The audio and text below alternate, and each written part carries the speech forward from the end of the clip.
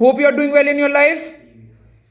Dissolution last class में मैंने आप लोगों को बताया था कि किस तरीके से फॉर्मेट होते हैं, जनरल एंट्रीज होती है, और आज मैं आपको उन्हीं चीज़ों से क्या कहते हैं कुछ क्वेश्चंस बताऊंगा जो पेपर्स में आने के लिए ज़्यादातर वही चीज़ें ही आती हैं, बार बार रिपीटिव रहती है। ठीक है ना बेटा, इसकी जनरल एंट्री इतनी ईजी है बेटा। मैंने आपको क्वेश्चन दिया हुआ है एक, जिसमें रोहित एंड ध्रुव पार्टनर 3:1, इस पे सारे 6 के 6 पॉइंट्स, इस पे जनरल एंट्रीज को मैं सीखना है कि कर पाएंगे या नहीं कर पाएंगे हम लोग। देखते हैं। पहला है अनरिकॉर्डेड असेट, ऐसे असेट जो हमारे पास बैलेंस शीट में नहीं थे, अचानक ही जब हम उसको जब बंद करने जाए तो हमें पता लगे कि हमारे पास कुछ असेट बचे हुए हैं, वो रिकॉर्ड नहीं है, तो आप उसको रिकॉर्ड करके भी क्या करोगे, कोई फायदा नहीं है, बस उसको बेचोगे। आप क्या करोगे, बेचोगे, और जब आप बेचोगे तो आपके पास क्या आएगा, पैसा। तो आपको बस इसको नॉर्मल असेट बेचने की क्या कहते हैं जनरल एंट्री करनी है, that is cash account debit to realisation. थोड़ा सा भूल जाओ तो क्लास 11th को याद करो कि अगर पैसा आता है तो कैश डेबिट होता है, और पैसा जाता है तो कैश क्रेडिट होता है, बस। Second point, asset took over by partner का है स्टॉक ऑफ ₹2000 टेकन बाय ध्रुव। तो भाई ध्रुव का नाम लिखेंगे, पार्टनर का नाम आता है, पार्टनर्स कैपिटल मत लिख देना, ध्रुव कैपिटल अकाउंट डेबिट। कहीं पे भी कोई भी असेट और लाइबिलिटी का नाम नहीं आएगा। अभी कितने रुपए का है, 20,000। There was a balance of 10,000 in P&L। Balance on P&L का क्या मतलब है, बैलेंस शीट जब दी होती है हमारे क्वेश्चन में, तो यहाँ पे लाइबिलिटी में general reserve, profit and loss ऐसे होता है, ये वही 10,000 रुपये आपको दे रखे हैं। तो नॉर्मल मैंने अभी हमको एंट्री कराई हुई है, कोई भी जनरल रिजर्व या प्रॉफिट की कोई भी एंट्री होती है वो क्या होती है, तो ये होगी आपकी profit and loss account debit to realise to partners capital. Partners कौन कौन है हमारे, रोहित और ध्रुव, टू रोहित और टू ध्रुव। कौन सी, अच्छा बिल्स पेपर रह गई, कोई बात नहीं बेटा, अभी बता देता हूँ। ठीक है ना, ये चौथी एंट्री करवा दी है मैंने, तीसरी एंट्री बाद में करा देंगे अभी। ठीक है ना, 3:1 की 10,000, 7,500, 2,500, 3:1 में मैंने उसको बांट दिया है। ठीक है, तीसरी एंट्री, बिल्स पेबल और पेड, पैसा जा रहा है तो कैश को क्रेडिट करना पड़ेगा, तो realisation account debit to cash. कितने रुपए से, 20,000। कितना इजी था ये।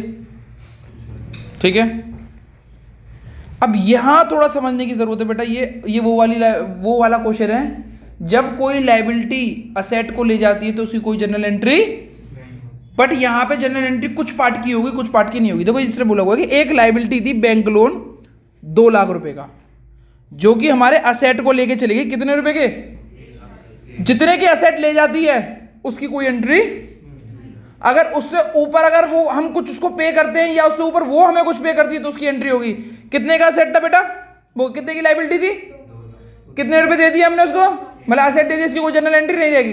अभी भी कितने रुपए रह गए, 60,000 की जनरल एंट्री होगी। तो realisation account debit to cash, normal liability paid की एंट्री होगी बस, realisation account debit to cash. कितने रुपए की होगी बेटा, 60,000। बट अगर यहां पे ये लिख दिया जाता, bank loan of 2 lakh rupees took asset of ₹1,40,000 in full settlement में, तो कोई भी एंट्री नहीं होती। Gain on realisation 40,000, normal journal entry होगी। Realisation to Rohit and Dhruv, कितने रुपए की बेटा, 40,000 की, 30,000, 10,000। अभी तक आपने जो भी सैंपल पेपर अटेम्प्ट करे होंगे तो शायद 1-2 जनरल एंट्री इसमें से फंसी हो, शायद, चेक कर सकते हो। कुछ क्रेडिटर से फुल सेटलमेंट की रिलेटेड कुछ एंट्रीज हैं, इसको अटेम्प्ट करने की कोशिश करें आप लोग। बच्चों इस एंट्री को करने से पहले मैं एक रूल बता देता हूं, उस रूल को पढ़ लो। अगर कोई क्रेडिटर यानी लाइबिलिटी, अभी यहां पे क्रेडिटर का नाम ले लेते हैं, कोई भी लाइबिलिटी में लाइबिलिटी कोई असेट को ले जाती है, तो आपको बस 2 ही चीजों का ध्यान रखना है। अगर असेट ले जाने के बाद भी फर्म पैसे दे रही है तो जनरल एंट्री होगी। असेट ले जाने के बाद क्रेडिटर फर्म को पैसे दे रहा है,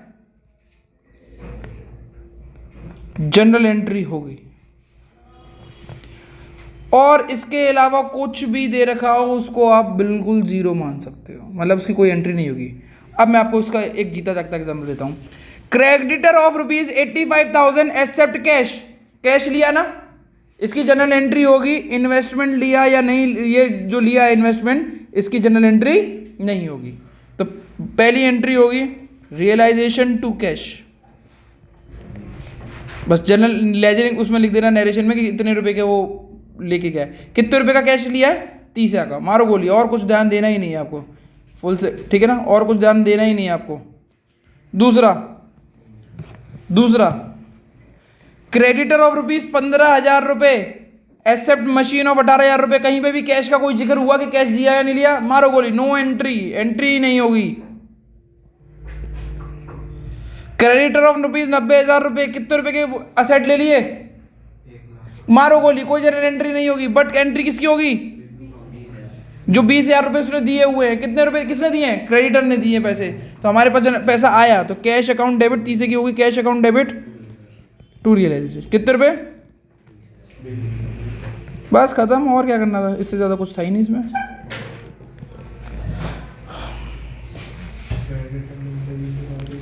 आगे के क्वेश्चंस आगे की वीडियोस में आएंगे। That's it from my side, thank you everyone. आज की क्लास यहीं पे समाप्त होती है।